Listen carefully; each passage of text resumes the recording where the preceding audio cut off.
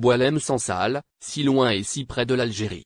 Portrait alors qu'un hommage à Boualem Sansal est organisé par l'Académie française ce jeudi 5 décembre. L'écrivain franco-algérien arrêté il y a 3 semaines fait l'objet d'une intense campagne de mobilisation dans son pays d'adoption. Il y est plus célèbre qu'en Algérie, pays où il continue d'habiter et dont il nourrit ses écrits. Depuis l'unité pénitentiaire de l'hôpital Mustapha, à Alger, Boualem Sansal saura-t-il quelque chose de l'hommage dont il doit faire l'objet? Ce jeudi 5 décembre, sous la coupole, les académiciens ont décidé de lui dédier leur séance solennelle de rentrée.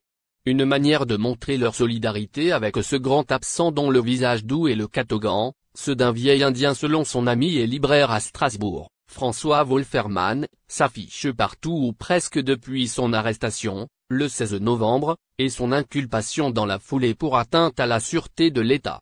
La lutte contre l'islamisme qu'il considère comme le plus grand danger pour l'humanité est devenue la priorité de Boualem Sansal.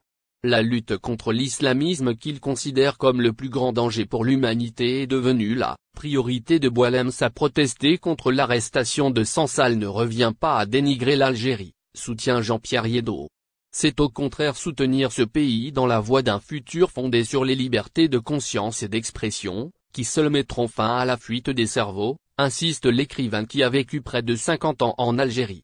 Jean-Pierre Yeddo est cinéaste. Il a vécu près de 50 ans en Algérie, et est l'auteur d'ouvrages sur l'Afrique du Nord, dont la révolution démocratique dans le monde arabe. Ah, si c'était vrai. Armand Collin, 2012.